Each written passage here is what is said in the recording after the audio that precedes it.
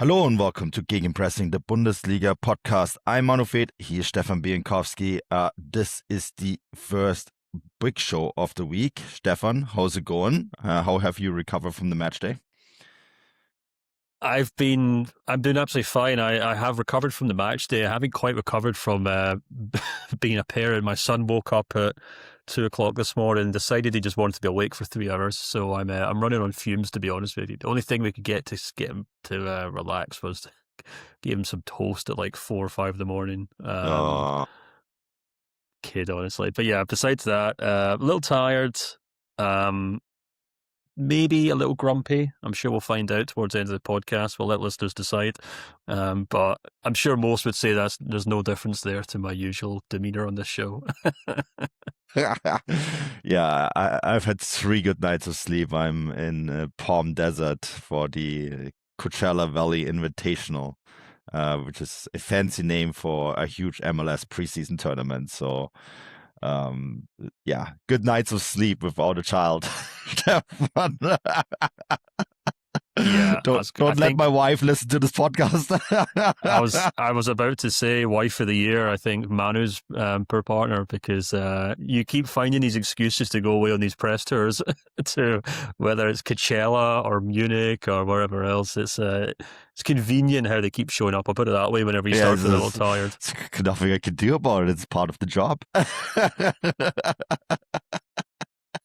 Well, that's the party line we're following, that's for sure. Just in case she is listening. Yeah, no. It's been incredibly busy, but it's been really good. I had a chance to watch most of the Bundesliga match day despite being down here. And yeah, and we wanted to start the show with the bottom of the table before we talk about the title race, which I think is still alive and well despite what happened at the Allianz Arena, but we'll get to that. Yeah, the bottom of the table, it's very tight, Stefan. You know, Heidenheim, they're the only team that are a little bit further apart from the rest. They only have 13 points for 21 games and lost to HSV 2-0 this weekend. I think that the writing is on the wall for them. But above that, St. Pauli is on 17 points, and you go all the way up to Köln, who are on 23 points. Only 6 points separate 17th and 10. So you have essentially almost half the Bundesliga fighting relegation at the moment. I'm drawing the line at Union Berlin at 25 points. They are kind of like, they're at 9th. They're the only team really in the mushy middle. Like everyone else is either looking up or down.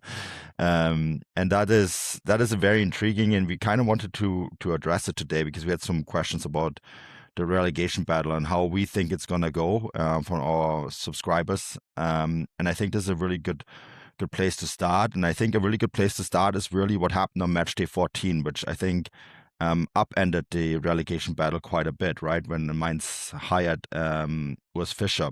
And under Urs Fischer, and you have the stat in front of you, Mainz have done pretty well. They have, yeah. I quickly checked to see actually what the league table would look like had the season started when Urs Fischer took over in Mainz, which was 8 games ago. And remarkably, I mean, Dortmund are top, which is interesting. Hoffenheim are second, 2 points above Bayern, who we'll obviously talk about later on. Stuttgart 4th on 17 points, so level with Bayern. But then in 5th place is Mainz, who have a goal difference of +5, 4 wins, 3 draws, and just 1 defeat, which is really, really interesting. And in that same period of time, Heidenheim are bottom with 2 points. Werder Bremen are just above them with 3 points. And then Gladbach and Wolfsburg are just above them with 6 and 7 points each. Köln as well, actually, on 7 points. And Hamburg or HSV on 7 points. So it's been a remarkable turnaround at Mainz under Urs Fischer. And, you know, as Dan wrote in our Monday Bulletin newsletter this week, it's kind of wild that it's taken someone like Mainz to come along who I would say have always kind of had a reputation for being quite thinking outside the box when it comes to head coaches. They're very kind of, open-minded. They like to try and give head coaches time and space to kind of, implement their own style, and that usually works quite well for them. And sometimes it falls apart very quickly. But it is kind of wild that it's taken a club like Mainz to come along and offer Urs Fischer that job, considering what happened at Union Berlin and what success he had there. And Dan basically makes that point in the Monday newsletter, makes a really good point of it, and I think he's spot on. We talked about them in the bonus show last week in terms of going through every January transfer window. Every January transfer in the transfer window. And some interesting ones that we specifically spent some time on Mainz, actually, and how I think we said it was a very kind of, it was almost like a callback to when Fischer was at Union Berlin. There was a lot of players coming and going, a huge turnover of players. He obviously likes to have a huge squad. And I think probably, even though he didn't score the weekend there, but the one that stands out to me is obviously Philipp Tietz, who's got 4 goals and assists in his first, 6 games, I think, for Mainz, for 6 league games for Mainz. So he's a standout. But, Urs Fischer, man, who making a huge kind of play for mid-table. And if you kind of take a look at that league table, you can see the way that Mainz have now more or less overtaken 4 clubs. They're breathing right down the necks of Augsburg and Gladbach and Haasval. Yeah.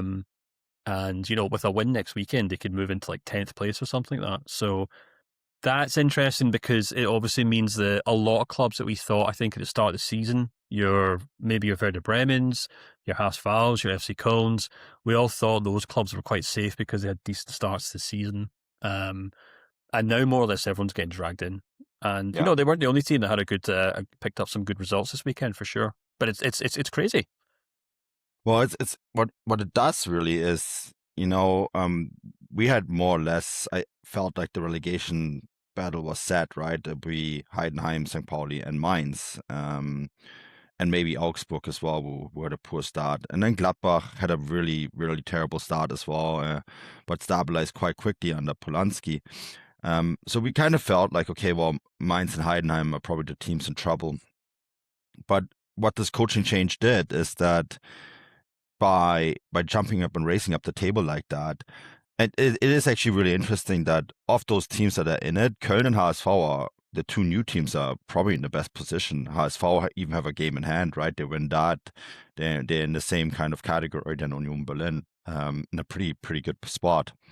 Köln, yeah, I think they've gone through the worst of the season. A few weeks ago, there was a lot of trouble with Kwasniok on the banners that said, okay, Kwasniok, right, which is like yok is the Turkish slang word for no, or out.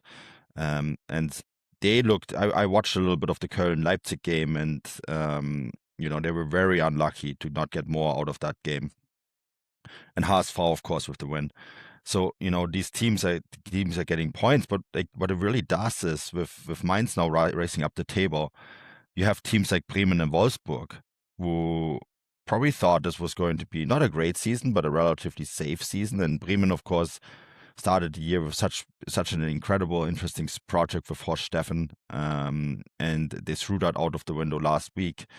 Clemens Fritz, the sporting director, obviously still in charge despite all the turmoil and the very poor squad that they put together. I think it's very safe to say that the club hasn't done a very good job equipping Urs Stefan, and probably haven't done a good enough job to equip Tione either, to be quite honest with you, Stefan. And then, of course, Wolfsburg, who, despite all their riches and despite all their investments, I mean, they paid 9.5 million euros for a relatively unknown Japanese striker from Holland, who I think is a good prospect. We talked about him last week.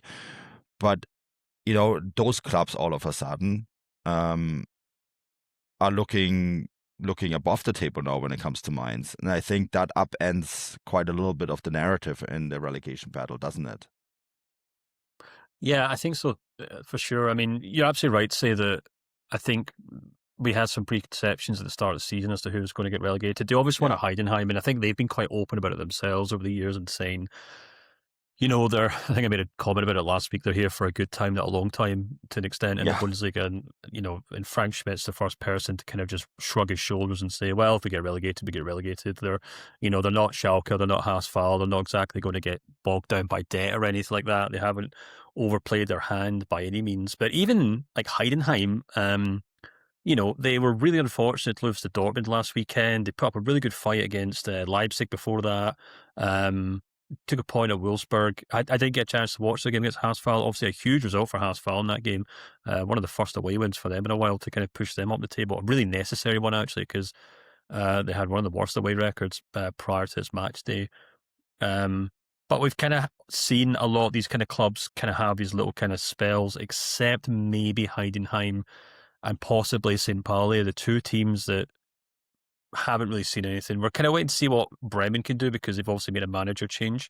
So we'll also have to wait and see whether that can see them kind of get some sort of manager bounce, much like, as we said, Mainz have obviously had. But, even like a club like Gladbach, who obviously had something of a of a manager bounce under interim head coach Polanski, and now they've kind of struggled and they're kind of now drawing games that they should be winning perhaps, is concerning. And like the only thing I'd also add is maybe worth keeping an eye on Wolfsburg and all this as well. I wrote in the Monday Bulletin, and this kind of, I'll come on to talk about it when we go on to talk about Dortmund going forward, but their underlying stats suggest to me that they're not really as bad as the league table would suggest. They're putting up decent XG numbers. They're matching some good teams man for man or blow for blow, if you will. Dortmund a good example of that. And they've got some interesting games coming up against the teams around them in the table. So if they can kind of take that kind of attacking,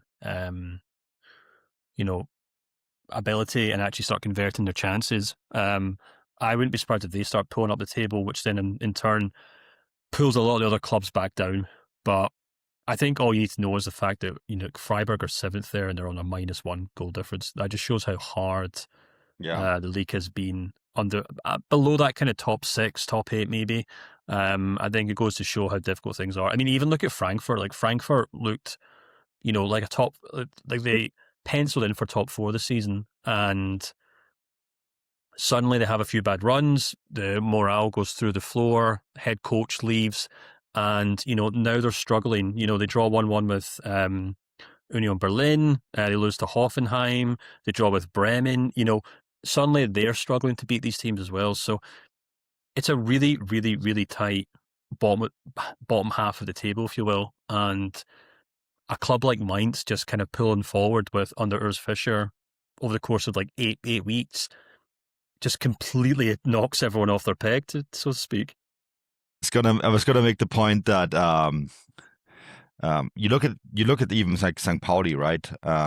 They have a surprise win against VfB Stuttgart this weekend, something that we didn't think, and that isn't even enough. They're still sitting only on 17 points and are really struggling in the bottom half of the table. Stefan, I think part of the question that was asked to us as part of the of this question was like, who do we think are the teams that are going to be looking at relegation at the end of the season? And I actually think the way it is set up right now is probably the likely outcome. I'm not sure that maybe the 16th is cemented, but 17th and 18th. I think if someone tells me by the end of the season St. Pauli and Heidenheim are directly relegated and Bremen are in the playoff, or maybe Augsburg in the playoff, that wouldn't really surprise me that much. Yeah, I think I said as much. I think it was someone in the matchday chat on Substack with our paid subscribers asked, and I said Heidenheim and St. Pauli are the ones for me. I did say it's worth keeping an eye on Köln and Haasfall, who have kind of ran out of steam a little bit. This was obviously before Haasfall picked up a big win against Heidenheim. But yeah, I'd be saying right now, I'd be saying St. Pauli and Heidenheim for the 2 automatic spots, and then you've kind of got your Bremens, Wolfsburgs, Gladbach, and maybe Haasfall and Köln for that relegation playoff spot. I do acknowledge that I've just named half the league there, so I'm kind of hedging my bets a little bit there. But I think if I had to guess, if I had to put money on one of those teams to go down right now, it probably would be Heidenheim for sure. I mean, it's so hard to tell then too who you're gonna get from the Zweite Bundesliga in that promotion playoff spot, right? Right now that's Paderborn, but there's Hertha, there's Hannover, there's Elversberg, who played in it last year, so they will have some experience in it, who are still in the race for it as well. So yeah, like getting into that, the Bundesliga tends to win those relegation playoff games, but it's not necessarily something you want to rely on either. So it's definitely an interesting one because it is so close. but I think right now, what we're seeing right now is probably the likeliest outcome, which is good news for HSV and Köln fans because they are not really a big part of that conversation, even though they're newly promoted. And having those two clubs stay in the league, I think, is remarkable, and would be a really good thing for the long-term health of the competition in the Bundesliga. All right. Stefan, we didn't really talk about Wolfsburg that much because we wanted to reserve that for the Wolfsburg-Dortmund game. I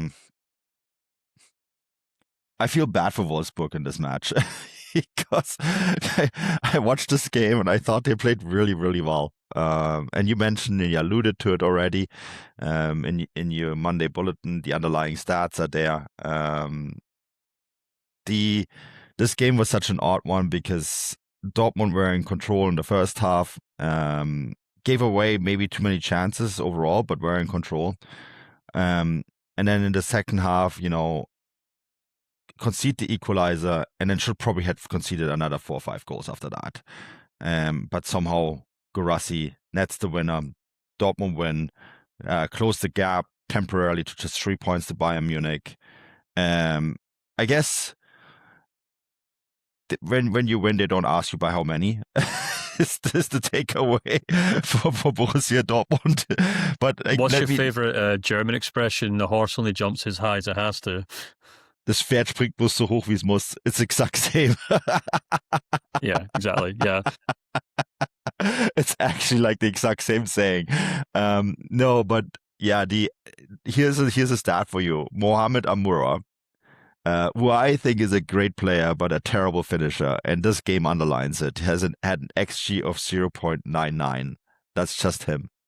And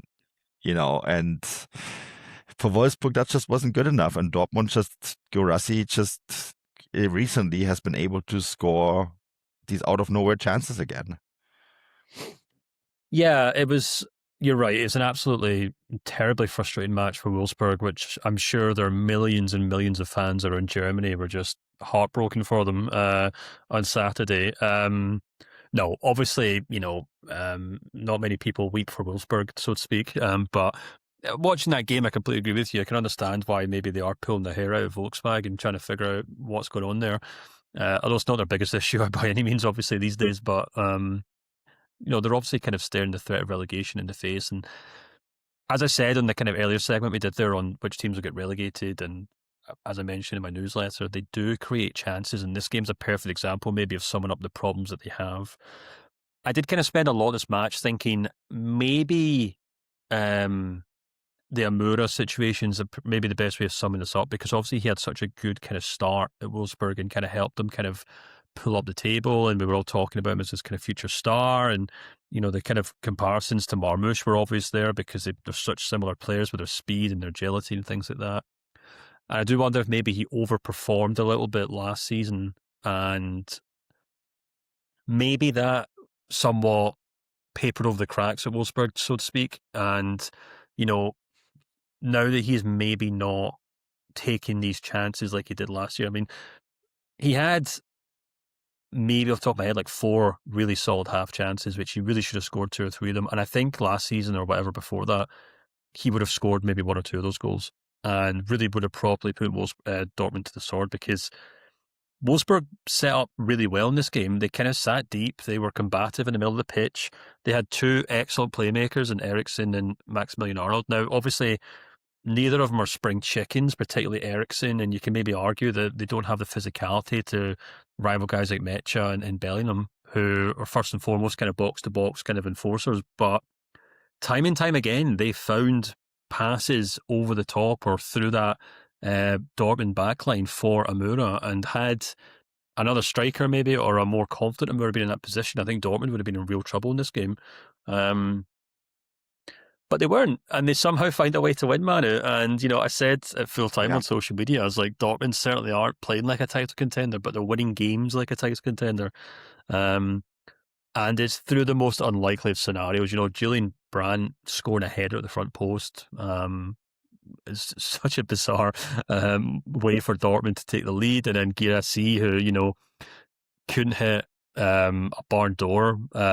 What's the expression? Looking, couldn't hit a barn door with a banjo. Yeah. A few weeks ago, suddenly is looking like his old self again. So there is a kind of gritty resilience to this Dortmund side, which we have spoke about in the past. So I'm just kind of retreading over things here, but it was kind of evident in this match again. They do have this kind of impressive capacity to just keep going, keep believing in themselves, and finding a way to score goals. And that kind of Niko Kovac style of just kind of putting out a team that's very kind of physical, it's very pragmatic, that's quite boring, to be honest with you, and just playing very simple football. This isn't Pep Guardiola's Bayern Munich side. This isn't, Vincent Kompany's Bayern side, or even like Jurgen Klopp's Dortmund side. It's not a team that's kind of drilled into all these different passing styles and all these intricate 1-2s and, even like movement. Like 9 out of 10 times, Dortmund just give the ball out to Rierson, and you can see him panicking with what to do with the ball. He'll swing the ball in for a cross, and sometimes it goes in, or he'll pass it back into midfield. But we're not talking about Cafu here, or we're not talking about Dortmund fullbacks of the past here. It's just give the ball out wide, see if you can do something. If not, recycle it back in again.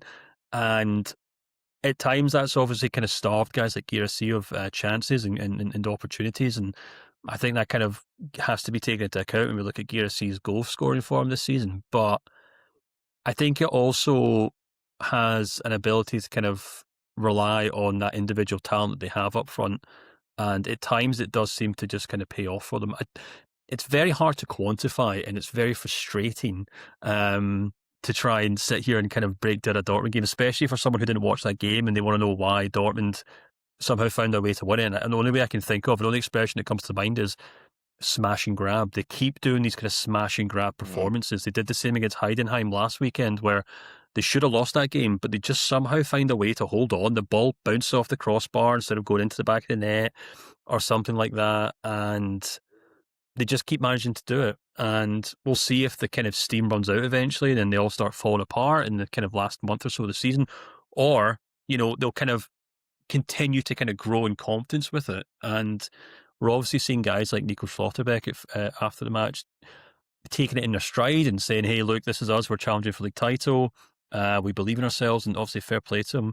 But I don't know, man. It's if I was a Dortmund fan, I'd be really kind of feeling a bit mixed with this, because as I kind of said, as I kind of joked about it full time, this is a club that has spent at least 10 years now trying to emulate what Jurgen Klopp achieved. They're always looking for a head coach to play the Dortmund style of football, that heavy metal football or attacking football or exciting football. And instead comes along in a guy in Niko Kovac, who was laughed out at Bayern, who struggled, did okay at Frankfurt, but then struggled at Wolfsburg, was no one's first choice, has yet to really entertain with his style of football. And yeah, if I'm not mistaken, Dortmund are sitting on their highest points tally since Jurgen Klopp left the club at this stage in the season. So it's a very un-Dortmundy way to kind of go about things, but it seems to be working. Yeah, it is. I mean, like, I can only go again to our subscribers and the sort of feedback that we get from them. There is this sort of almost disbelief among them that they are where they are at the moment with the football that they have been playing. And I totally understand that, because it isn't always convincing. But what I can say is this: when Niko Kovac football works well, and it currently does, it had its wobbles throughout the season as well, and we cannot gloss over that. But when it works well, it is this. It is a football that isn't always pretty. It's very efficient. It is fundamentally based on we're not going to outshoot our opponent. We're going to maybe win a game just 1-0 or 2-0. And it doesn't always work well, because I think he doesn't really necessarily have the people to make this work in the Dortmund team. He doesn't always have the resilience in the Dortmund team to make it work, which is why you have lopsided results like that 4-4 against Juventus, is a good example, or that 3-3 against St. Pauli on match day 1. Those kind of results. But when it does click like it does currently, where where they are, also with a little luck. Although he would probably argue that it isn't luck, it is because they are able to keep, even though it looks like the opponent has a lot of chances, they are able to keep them away from high goal scoring chances. Sure. It just doesn't look like that to us, does it? Because like we look at that Heidenheim game, we look at that Wolfsburg game, there is too many high end chances being produced by the opponent, and I think he internally will admit that too. But right now the results are there, right? And you just need to keep these results going until you face Bayern Munich, and if you can beat Bayern Munich by any means necessary, then that gap is all of a sudden 3 points. And it isn't necessarily even about, and Kovac would be the first person to admit this, it isn't necessarily about winning the title this year. He said this, our goal is to close the gap that was 25 points last year and bring it in so that in the following year we can say, okay, now we're actually close enough to maybe challenge for a title.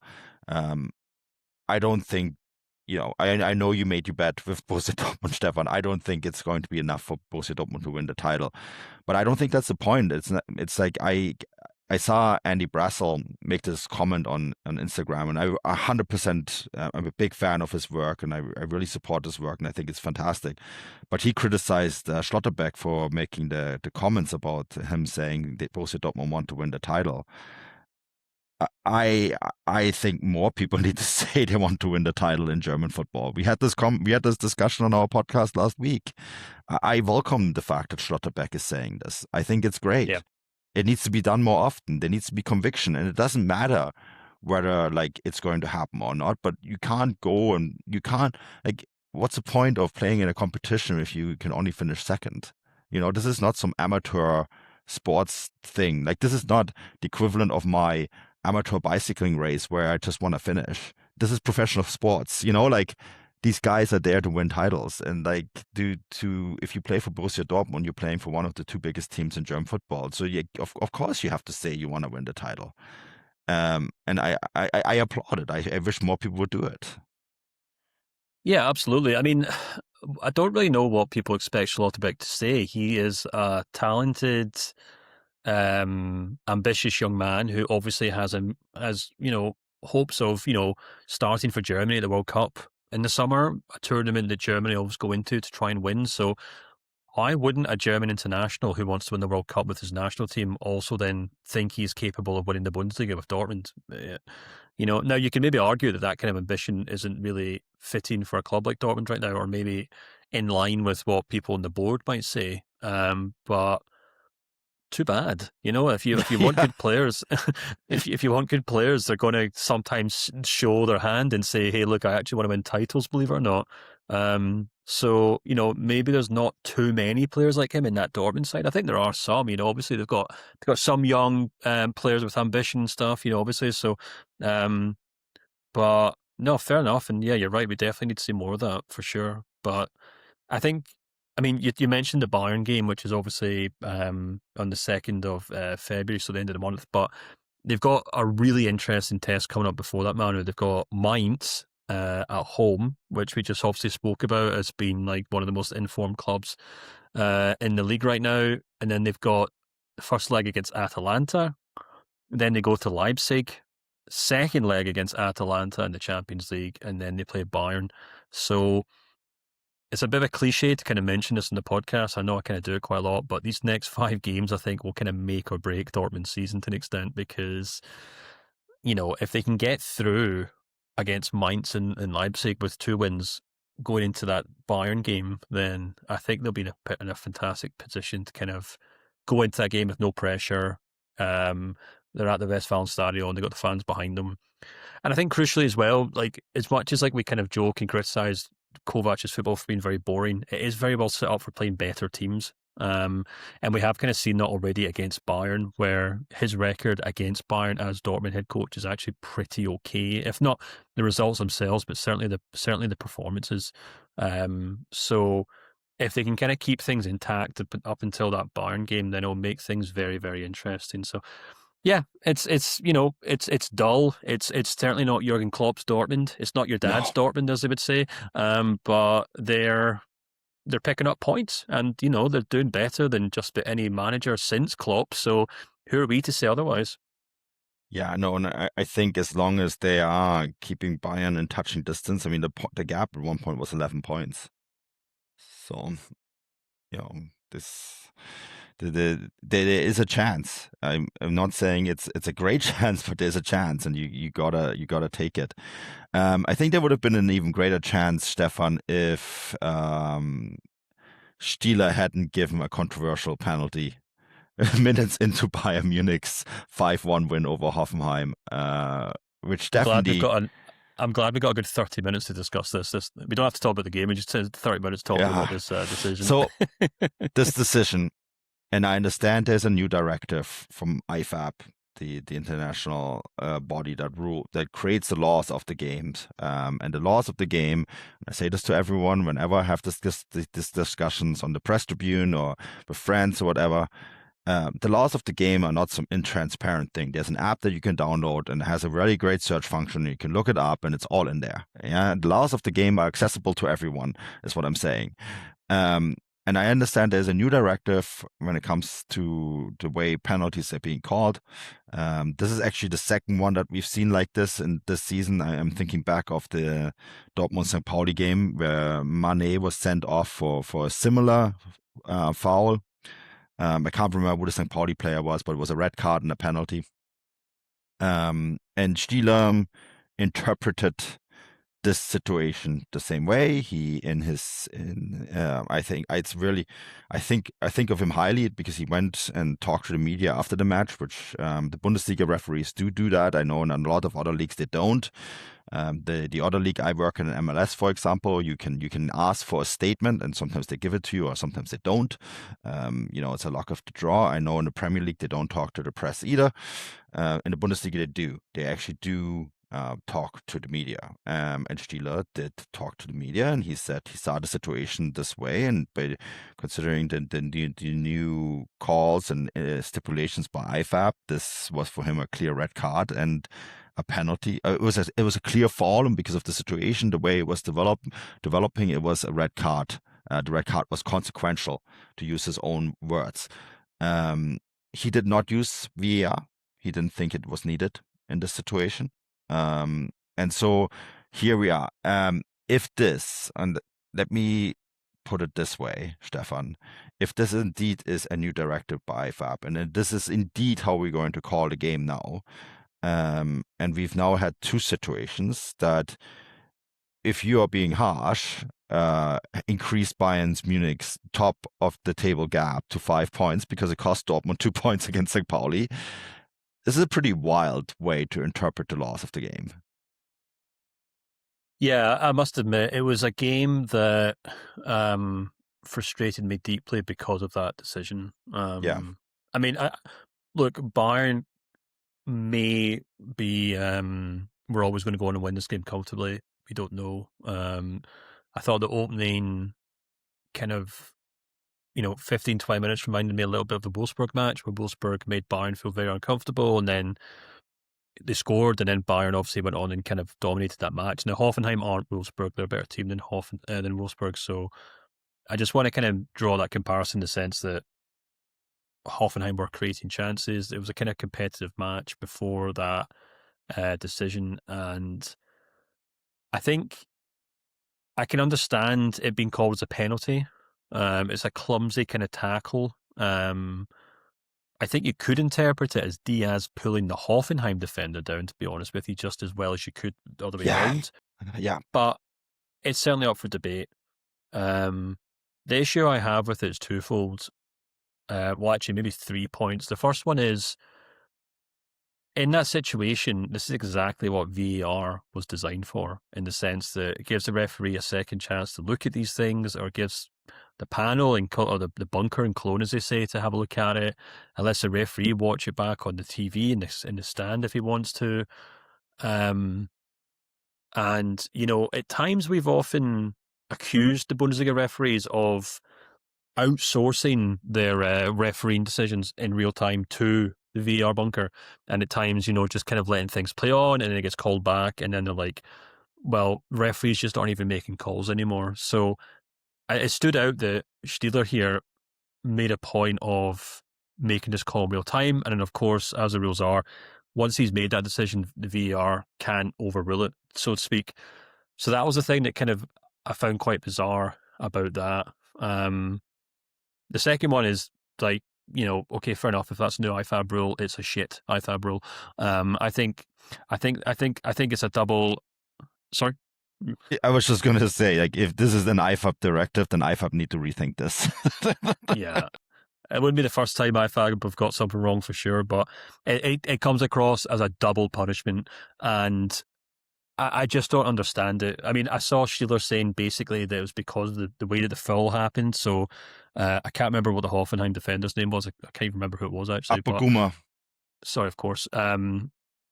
If he had made the challenge with his feet and then tripped up Diaz, apparently it wouldn't have been a red card. So that was interesting in itself, which I don't understand why it makes a difference, but okay, fine. But the penalty, I can understand a penalty being awarded, but I don't really understand the need for a red card there. The other thing I find interesting as well is Steeler's comments after the match. As you said, he came out and kind of explained his reasoning behind it, but then he kind of went off on this kind of weird remark, and I've touched on this in my newsletter for this week because I've done a newsletter on why Bayern do get so many penalties, especially since Harry Kane moved to the Bundesliga. But I've got the quotes from Steeler here, and he says, "Why would Luis Diaz just go down with the ball at his feet when he's free in front of the Hoffenheim goal? He's not even taking penalties. He wants to score goals. He can shoot. He can pass the ball across to Kane, who's unmarked. Why would he do that?" Now, to me, that says to me that Steeler is making a decision in real time to say, Luis Diaz isn't the Bayern Munich penalty taker, therefore he's not going to dive in the box. And it kind of came across as really bizarre because it made me think, well, if you flip on its head, does that mean that if it'd been Harry Kane in that position, he would have been more likely to think it was a dive because he's thinking, well, Kane's trying to get himself a goal here.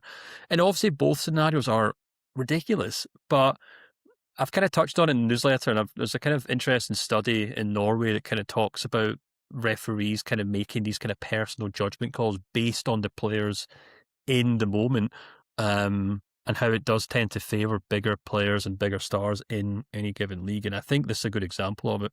But I mean, I don't want to spend obviously the rest of the podcast talking about a bad refereeing decision, because I thought, for example, Diaz was outstanding in this game. I thought he was exceptional. Whether the first penalty was a penalty or not is up for debate, but the second one clearly was a penalty. And going on after that, it's probably just a perfect performance from Diaz. So Bayern fans, I can understand if they're frustrated, thinking, I really don't want to just hear these guys rattle on about a penalty call for the rest of the show, but it did ruin the match. And I think from a neutral's point of view, which is what we are, and we're people who obviously try to promote the league, we try to get more people interested because of our love of German football, it was a frustrating way for that game to kind of play out, because we were hoping to see a clash between two good teams, two interesting head coaches, tactically speaking. And then funny enough, man, after the penalty itself, Hoffenheim then have a spell in charge where they could have scored 2 or 3 goals. Kramaric then scores, and even that, and then obviously then they get our penalty, Bayern, and then after that, Hoffenheim completely capitulate.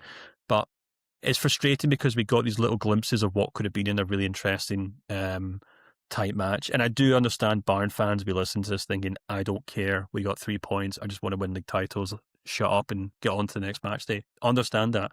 But that's not my prerogative, that's not my job to do here. So that's just how I fall down on this match. I found it very, very frustrating because that one call ruined the match for the rest of us. I think if you're a first-time Bundesliga watcher and you're seeing Bayern against Hoffenheim and you're like, oh, this is first against third, this looks intriguing, this could be a really good match. And then you walk away and it's 5-1 for Bayern, and there's a debatable, not wrong, but debatable refereeing decisions that favor Bayern Munich. I think that would turn a lot of people off, and it's a huge problem. And it's really hard to blame Bayern Munich for it, because I don't think the referees, like, it's not like Uli Hoeneß sends a checkbook to Köln every week to make sure that's tinfoil hat stuff, and I don't believe in it. And I think that is really important to point out. But it is a huge problem, right? Because as you mentioned it, this is one of the top games. This is a game that stands alone because it's the last game on a Sunday, and there's a lot of intrigue about it, both on and off the field with what's happening here with Hoffenheim, and then it's just over so quickly. And the way Stieler explained the situation too, you touch on it really well there. But like, that's obviously him having had a sit down after the game, talking to his colleagues. It sounds like he has to justify his position, which is always like for me, when I see someone justifying their decision, that means that they deep down know it was the wrong decision. And it's also obviously something that he put, the way he formulated this whole, and I read this as well, and I thought it was quite interesting too, when he says like, oh yeah, Diaz was in the scoring position or he could have passed. And it's like, there's no way you'd had that view of that situation in that moment in a split second. This is obviously a justification you came up with in the dressing room with your team, right? As you're going through the moment over and over again in your head. And it must have been playing in his head. Otherwise, he wouldn't have had to think so much. And like the moment, like, yeah, probably the right call, but like he had to justify the call, which makes you realize it is not a clear-cut call. And that is I think, retroactively justify. Yeah, exactly. We've all been there. Like, you have probably had situations where you had to do this. I've been in situations where you had to do this. Your mind plays this thing on you where you're trying to justify an action that you've done where you're not 100% sure whether it was the right action or not. And this is clearly what's happening here. Yeah, I think my kind of final point on this, and this is to try and take the blame away from Stieler as an individual and kind of point it to like the Bundesliga in general. And I think, all I can do is kind of compare this to British football, because that's obviously what I grew up watching, and my job at Transfermarkt is cover the Premier League and to a less extent Scottish football. And I was kind of watching that kind of unfold, and I thought that would never be a penalty in the Premier League. Just wouldn't be a penalty in a million years.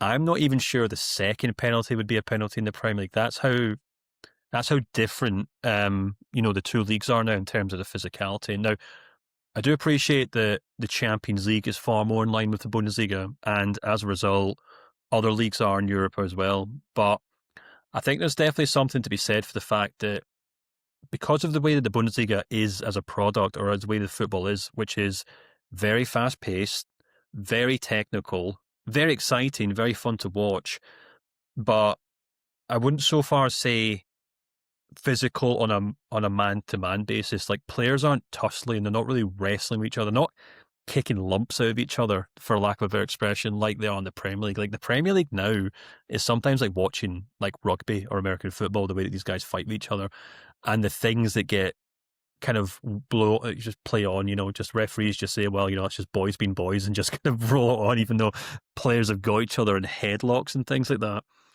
And I'm not saying one's right and one's wrong, but I do kind of have maybe a theory or an inclination watching that game play out, and having watched things like this happen all the time, is if referees in the Bundesliga are in line with how the football's played, which is very technical, very fast-paced, but they come down hard on physicality, then that's always going to favour fast attacking flair players. It's always going to favour the players or the teams with the best attacking players. And I think an interesting thing I noticed, I kind of did the numbers on this, and I was saying to you in our group chat, I've kind of gone off and come up with some, looked into the figures behind like Harry Kane's penalty taken, for example. An interesting thing is that his penalty taken, or the penalties that he scores per 90 minutes in the Bundesliga since joining Bayern, is 0.26, which is almost triple his rate of what he got at Tottenham. And you could say that's maybe indicative of the fact that you get less calls in the Premier League. But I think what's also maybe quite interesting is that I then also compared it to Robert Lewandowski's. And Robert Lewandowski's rate or average at Bayern was 0.15. So at 0.15, Harry Kane's is 0.26. And I think, anecdotally speaking, I would say that even though they're both number 9s, and even though both of them scored a lot more goals, what I would say the difference between Lewandowski and Kane is that Lewandowski loved to wrestle with players. He loved that kind of physical contest with central defenders. And he very rarely was a player who would go down under that kind of physical tension. You then compare that to Harry Kane, who's obviously a big guy.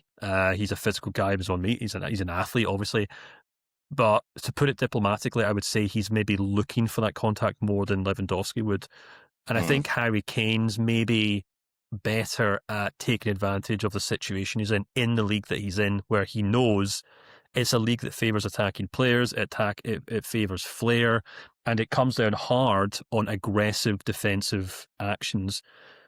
And to try and maybe make this point without coming across like I've got a tinfoil hat on, I do think that kind of favours the best team in the league and the most flair team in the league, and that obviously is Bayern, especially since Kane and Vincent Kompany arrived at the Bundesliga. So to an extent, that would explain to me why Bayern got 2 penalties in this game, why Harry Kane's rate of penalties has gone through the roof since he moved to the Bundesliga.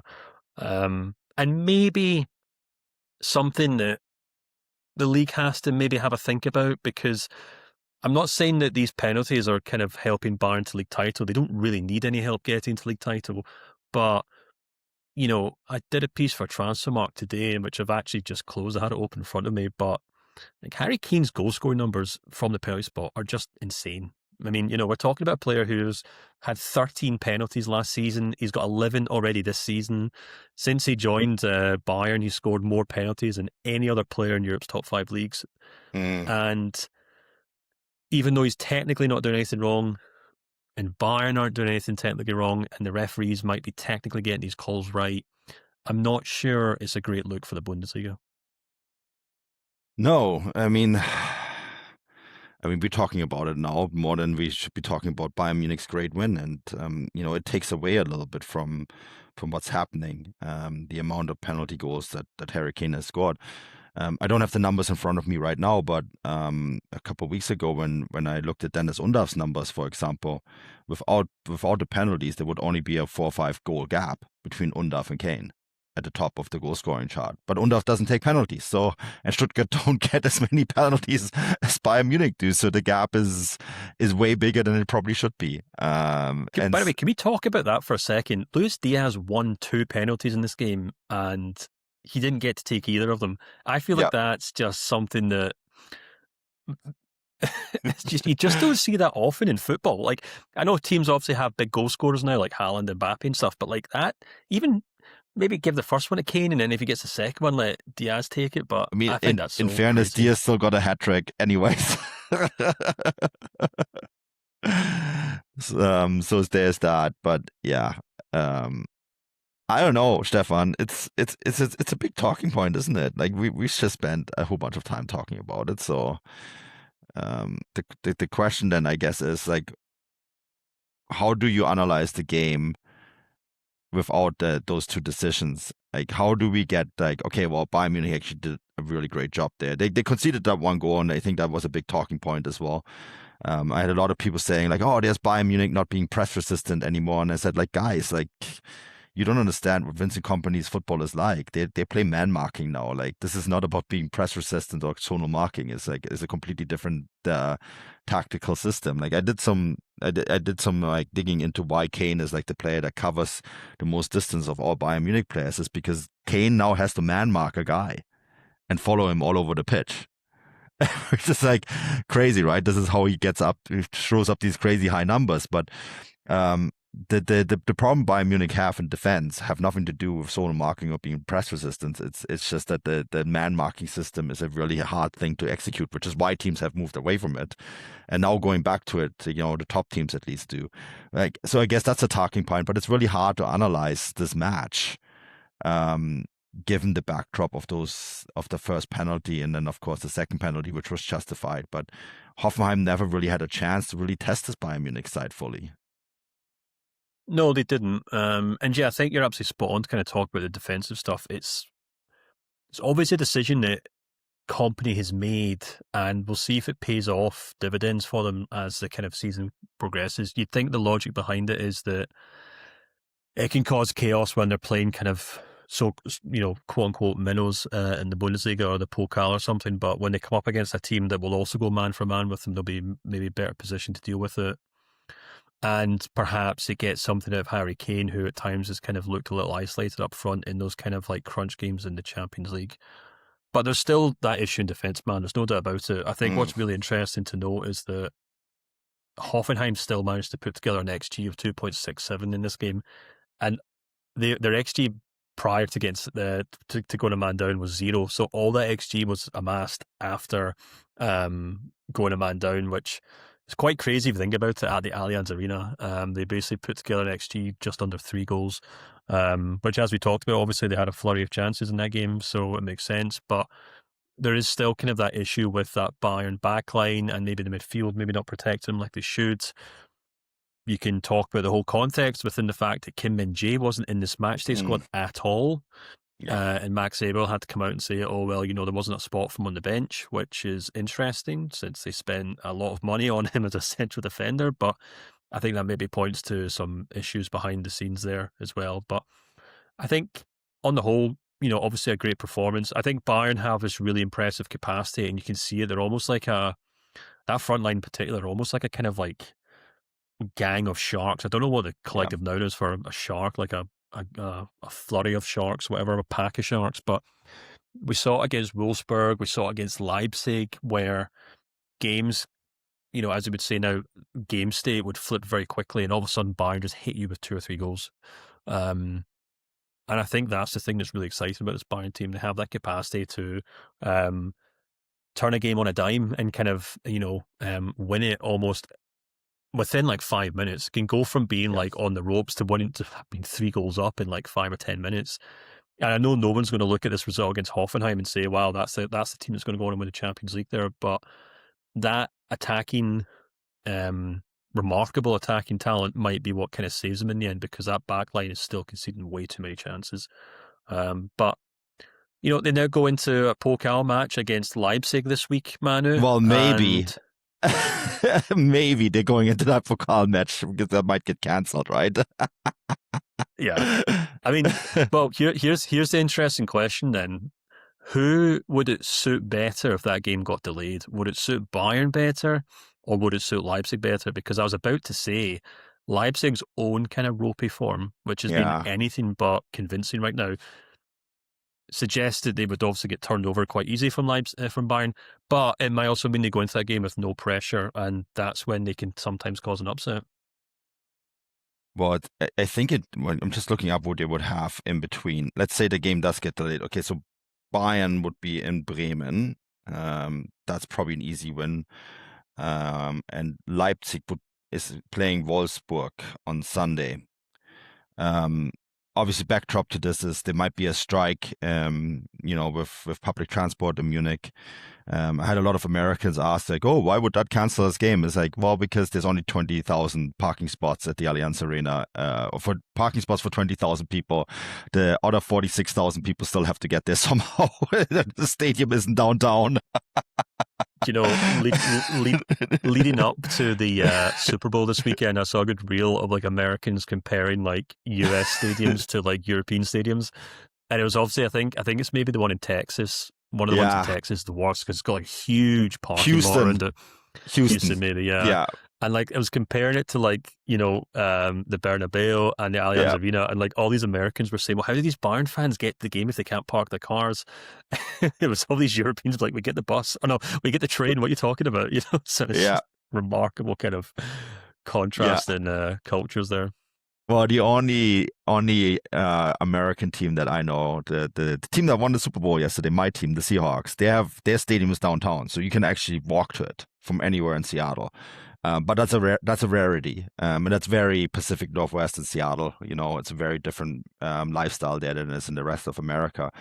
But yeah, like it's problematic when you don't have transportation to the stadium. If this Bayern Munich used to play closer to downtown in the Olympiastadion, and before that in the Grünwalder Stadion, which is downtown, if it wasn't any of those two stadiums, it wouldn't be an issue because you could actually get to either one of those facilities without a problem.